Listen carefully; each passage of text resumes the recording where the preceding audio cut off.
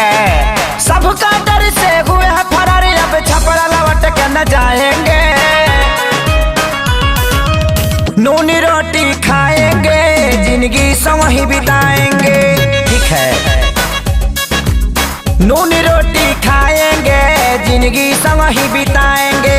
ठीक है, कैसो कैसो प्यार भइल, इनसे इजहार भइल। ठीक है,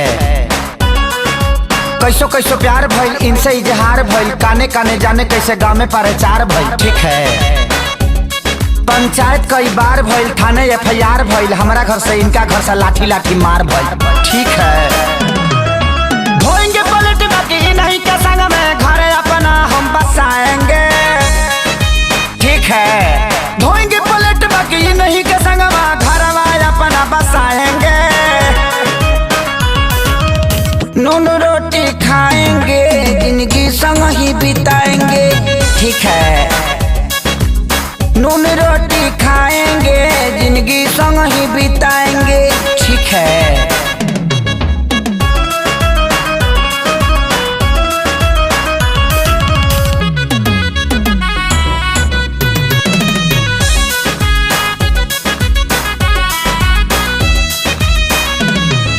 जाड़ा वाला रात रहे, माघी बरसात रहे। ठीक है, जाड़ा वाला रात रहे, माघी बरसात रहे। 8 बजे मिले खातिर इनका से बात रहे। ठीक है, मिले वाला धुन रहल, देह में जुनून रहल। काट ले कुकुर साला हर हर खून बहल। ठीक है, गोली भोले मारी दी कोई, इनको न हम बिसराएंगे। ठीक है, गोली भोले मारी दी केहू, इनको न हम बिसराएंगे। नूनी रोटी खाएंगे, जिंदगी संग ही बिताएंगे। ठीक है,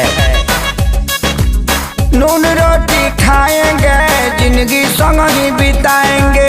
ठीक है,